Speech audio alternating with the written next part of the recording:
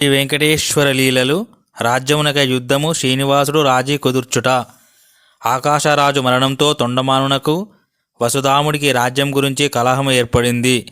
అన్న ఆయన ఆకాశరాజు చనిపోయినాడు కనుక రాజ్యానికి పాలకుడుగా నేనే అవుతానని తొండమానుడు, తండ్రి అయిన ఆకాశరాజు చనిపోయిన కారణముగా కుమారుడైన నేనే రాజ్య పాలకుడు అవ్వవలసి ఉన్నదని వసుధాముడు వాదించుకోసాగారు. చివరికి యుద్ధానికి తయారయ్యారు. ముందుగా వారిద్దరూ అగస్త్యుని ఆశ్రమానికి వెళ్ళి తమ వైపు సహాయం చేయవలసిందిగా శ్రీనివాసుని అభ్యర్థించారు. ఆయనకు ఇద్దరూ దగ్గర బంధువులే కదా ఆలోచించాడు శ్రీనివాసుడు. తొండమానునకు తన శంఖచక్రాలను సహాయంగా ఇచ్చాడు. తాను మాత్రం భావమరిదైన వసుధాముని వైపున సమరం చేయడానికి నిశ్చయించుకున్నాడు. యుద్ధరంగము సిద్ధమైనది. పోరు జోరుగా సాగింది. ఇరువైపులా సైన్యంలోని వారు చాలామంది మరణించారు. కొన్ని వందల మంది క్షత్రగాత్రులయ్యారు. ఆ సమయంలో తొండమానుడు శ్రీనివాసుడు ఘోర యుద్ధం చేయసాగారు. తొండమానుడు ఒక తీవ్ర బాణము శ్రీనివాసుని ఉదయంపై వేసినాడు. దానితో శ్రీనివాసుడు మూర్ఛపోయినాడు. ఈ వార్త పద్మావతికి తెలిసి రోదిస్తూ యుద్ధరంగానికి వచ్చి మూర్ఛలోనున్న తన భర్తకు ఉపచారాలు చేసింది. శ్రీనివాసుడు మూర్ఛ నుండి తేరుకున్నాడు. అప్పుడు పద్మావతి, ప్రాణప్రియ, ఈ యుద్ధంలో ఒకరు చూస్తే పినతండ్రి, మరొకరు చూస్తే తమ్ముడు. వారిలో ఎవరు ఓడిపోయినా నేను చూడలేను స్వామి. దయచేసి మీ చాకచక్యం ఉపయోగించి వారిద్దరికీ రాజీ చేయండి అని వేడుకుంది. అప్పుడు శ్రీనివాసుడు తొండమానుణ్ణి వసుధాముని పిలిచి యుద్ధము కన్నా రాజీ పడడమే ఉభయ తారకంగా ఉంటుందని బోధించాడు. వారిరువురికి శ్రీనివాసుడు అనిన చాలా గౌరవం కనుక ఒప్పుకున్నారు. శ్రీనివాసుడు రాజ్యాన్ని వారిద్దరకు చెరి సగముగా చేసి పంచి ఇచ్చాడు. వారు ఒప్పుకున్నారు. ఆడబిడ్డకు ఆధారముగా వారిరువురు తమ రాజ్యములలో 32 గ్రామములు భరణముగా ఇచ్చివేశారు. పిదప శ్రీనివాసుడు పద్మావతి అగస్త్యుని ఆశ్రమానికి వెళ్ళిపోయారు. ఇద్దరు తొండమానుచే శ్రీనివాసునకు ఆలయ నిర్మాణము. శ్రీనివాసుడు తొండమానునకు వసుధామునకు రాజీ కుదిర్చిన వెనుక వారు చక్కగా రాజ్యపాలనము చేసుకుంటున్నారు. అక్కడ అగస్త్య మహాముని ఆశ్రమంలో శ్రీనివాసుడు పద్మావతి హాయిగా కాలక్షేపం చేయుచున్నారు. ఒక రోజున శ్రీనివాసుని సందర్శించుటకై తొండమానుడు అగస్త్యుని ఆశ్రమానికి వెళ్ళాడు. అక్కడ పద్మావతి శ్రీనివాసులు అతడిని చాలా గౌరవించినారు. తరువాత తొండమానుడు శ్రీనివాసుడితో, సర్వలోక రక్షక, సృష్టి కారణ, భక్తజన రక్షక, సుందరమైన నీ దివ్య రూపాన్ని చూస్తూ ఉంటే సర్వకాల సర్వ అవస్థలలోనూ ఇలా చూస్తూనే జీవించాలనే కోరిక కలుగుతుంది.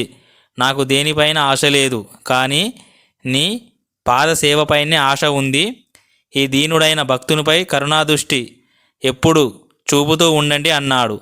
అందుకు శ్రీనివాసుడు అంగీకరించి, రాజా, నీ కోరిక తీరవలనంటే నీవు నాకై ఒక చక్కని ఆలయం నిర్మించాలి అన్నాడు. అనంతరం తొండమానుణ్ణి శేషాచలానికి తీసుకొని వెళ్ళి అక్కడ కొంత స్థలమును చూపించి, రాజా, ఇదిగో ఈ ప్రదేశము నాకు వరాస్వామిచే ఇవ్వబడినది. ఇందు స్వామి పుష్కరిణి తూర్పు ముఖంగా ఆలయ నిర్మాణం చేయుము. గోపుర, ప్రాకార, సింహద్వార, ధ్వజస్తంభ, ఆస్థాన మండపములు, ధాన్య వంటశాలలు అన్నీ దానిలోనే ఉండే విధంగా ఆలయం కట్టించు. అన్నట్లు చెప్పడం మర్చిపోయాను. ఇక్కడనే ఒక పూల బావి కలదు. అది శిథిలావస్థలో ఉన్నది. అది బాగు చేయించు అన్నాడు. తొండమానుడు ఆలయ నిర్మాణమునకు తక్షణమే పూనుకున్నాడు. అతి తక్కువ రోజుల్లోనే ఆనంద నిలయం గోపుర, ప్రాకార, మంటపాలు, మెట్లు కట్టించాడు. పూల బావిని బాగా చేయించినాడు. ఆలయ నిర్మాణపు ముగింపు గూర్చి శ్రీనివాసునికి కబురు పంపినాడు. వేదాంగ నిష్ణాతులైన బ్రాహ్మణులు శ్రీనివాసుడు ఆలయంలో ప్రవేశించడానికి సుముహూర్తం నిర్ణయించినారు. ఆ ప్రవేశ ఉత్సవం చూడడానికి సర్వలోకాల వారు విచ్చేశారు. పద్మావతి శ్రీనివాసులు చక్కగా ముస్తాబై ముహూర్తం సమీపించగానే విప్రుల ఆశీర్వచన శ్లోక శుభమంత్రములు పలుకుతూ ఉండగా, వివిధ మంగళ వాయిద్యములు మ్రోగుచూ ఉండగా, మునీంద్రులు ఆశీర్వచన శుభవాక్యాలు పలుకుచూ ఉండగా, బ్రహ్మాది దేవతలు పుష్పవర్షం కురిపించుచుండగా, జయ జయ నినాదముల మధ్య ఆనంద నిలయమున ప్రవేశించినారు. శ్రీనివాసునికి బ్రహ్మోత్సవము. ఆనంద నిలయము ప్రవేశ ఉత్సవం జరిగిన తర్వాత బ్రహ్మదేవుడు శ్రీనివాసుని చెంతకు వచ్చి, ఆదిపురుష, నేను నీ చెంత 2 అఖండ జ్యోతులు వెలిగించెదను. లోక కళ్యాణకరంగా ఎప్పుడూ నీ వద్ద వెలుగుతూ ఉండవలను. నీవు కలియుగపు మానవుల కొరకై యుగాంతపు వచ్చే వరకు ఇచ్చట నివసించుచు భక్తులకు దర్శన భాగ్యం కలుగజేస్తూ ఉండవలను. నేను నీకు ఒక ఉత్సవము చేయగలను, దానికి మీరు అంగీకరించాలని కోరుచున్నాను అనగా శ్రీ వెంకటేశ్వరుడు అంగీకరించినాడు. బ్రహ్మోత్సవం ప్రారంభమైంది. పగలు రాత్రి అనక ఏకటాకిని అలాగే ఉత్సవం జరగసాగింది. అశ్వయుజ శుక్ల పాడే మొదటి రోజున అంకురార్పణ జరిగినది. ధ్వజారోహణము, శేషవాహనము, గజవాహనము, సింహవాహనము, ముత్తెప్పు పందిరి, కల్పవృక్ష వాహనము, సర్వభూపాల వాహనము, మోహిని అవతారము, గరుడ సేవ, హనుమంత వాహనము, సూర్యప్రభ చంద్రప్రభ వాహనాలు, రథోత్సవము, అశ్వవాహనము, ఇవి అన్ని 9 రోజుల పాటు రకరకాలుగా ఉత్సవాలు జరిగినాయి. 10వ రోజున అలంకారాలతో నిండిన పల్లకీ ఉత్సవము జరిగినది.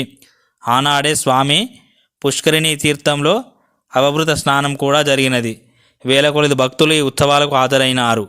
ఎక్కడ విన్నను గోవిందా గోవిందా అనే హరినామ స్మరణమే. శేషాచలము బ్రహ్మోత్సవ సమయంలో వైకుంఠాన్ని తిరస్కరించేటటువంటి ప్రకాశవంతంగా ఉంది. భక్తులు శ్రీ వెంకటేశ్వరునికి కానుకలు అవి సమర్పించి అనంతరము వారి ఇండ్లకు వెళ్ళిపోయారు. బ్రహ్మదేవుడు శ్రీనివాసునితో చెప్పి సత్యలోకానికి వెళ్ళిపోయాడు. నారదుడు లక్ష్మీదేవిని సందర్శించుట. కొల్లాపురంలో లక్ష్మీదేవి భర్త మయమైన శ్రీ మహావిష్ణుని గూర్చి పదే పదే ఆలోచించు కాలం గడుపుచున్నది. తాను కొల్లాపురమున ఏకాయిగా ఉన్నందుకు ఆమె లోపల మిక్కిలి వెతపడుచున్నది. ఈ విధంగా ఉంటూ ఉండగా ఒకనాడు నారాయణ నామస్మరణ చేస్తూ నారదుడు వచ్చినాడు. లక్ష్మీదేవి అతనికి తగిన గౌరవం చేసి లోక వృత్తాంత విశేషములు చెప్పమని అడిగింది. అడిగినదే తడవుగా నారదుడు సర్వలోక విశేష విషయాలు లక్ష్మీదేవికి వివరించాడు. పద్మావతి శ్రీనివాసుల సంగతి కూడా తెలిపినాడు. అందులకు ఆమె తన పట్ల శ్రీనివాసునికి ప్రేమాభిమానంలో ఏమైనా తగ్గినవా అని అడిగింది. ఏమో, పద్మావతి దేవిని లాలించుటలో పాలించుటలో ఉన్న శ్రద్ధ నా పట్ల ఉన్నదో లేదో అని స్త్రీ సహజ భావమును నారదుని ఎదుట ప్రకటించినది. నారదుడు శ్రీనివాసునకు నీపై గల అభిమానము చెక్కు చెదరలేదు. అతడు ఈ మధ్య నిన్ను పలుమార్లు తలుచుకొనడం జరుగుతున్నది. ఆయన హృదయము అర్థము చేసుకొని నీవు ఆయనను చేరుటయే లోక కళ్యాణప్రద కార్యమగునని బోధించి తన దారిన తాను వెళ్ళెను. సవతుల కయ్యము. నారదుడు కొల్లాపురం నుండి సరాసరి శ్రీనివాసుని వద్దకు వచ్చి జరిగిన విషయము పూసగుచ్చినట్టు చెప్పినాడు. శ్రీనివాసుడు అంటాడు, నారద, లక్ష్మీదేవి నా చెంత లేకుండటం వలన నేను కూడా చాలా బాధపడుచున్నాను. ఆమెను చూచి ఎన్నాళ్ళు అయినదో నేనే స్వయంగా వెళ్ళి ఆమెను ఆహ్వానించి తీసుకొని రావాలని అనుకుంటున్నాను అన్నాడు. శుభమస్తు అన్నాడు నారదుడు. తాను లక్ష్మీదేవిని తీరిన విషయాన్ని శ్రీనివాసుడు పద్మావతితో తెలపగా ఆమె ఏ కలవు ఉన్నదో గాని అంగీకరించినది. వెంటనే శ్రీనివాసుడు రాయబారాల మీద రాయబారాలు జరిపి ఎట్టకేలకు లక్ష్మీదేవిని తీసుకొని వచ్చాడు. కొన్నాళ్ళు ఆనందంగా గడిచిన తర్వాత వారిద్దరి మధ్య కొన్ని పొరపాట్లు జరుగుతూ ఉన్నవి. శ్రీ వెంకటేశుడు తనకు తాళి కట్టినాడని, ఆయనకు లక్ష్మీ కన్నా తానే ఎక్కువ అని పద్మావతి వాదన. అంతకు ముందెన్నడో స్వర్గమున శ్రీ మహావిష్ణువు ఉన్నప్పటి నుండి ఆయన హృదయ మందిరమున తానే నివసిస్తున్నానని, కనుక మహావిష్ణువునకు పద్మావతి కంటే తానే అధికమైన ప్రియురాలని లక్ష్మీదేవి వాదన. పద్మావతి లక్ష్మీదేవి ఒకరినొకరు చిలువలు పలువలు పెంచుకొంచు ఏవేవో అనుకోసాగిరి. ఆ సవతుల కయ్యంను శ్రీ వెంకటేశ్వర స్వామి ఆపుటకు ప్రయత్నించెను. కాని వారు మాట విసురులు సనుగుళ్ళు ఏమాత్రం తగ్గలేదు. పైపెచ్చు ఎచ్చినవి. ఒకరి పుట్టు పూర్వోత్తరాలు మరి ఒకరు విమర్శించుకోసాగినారు.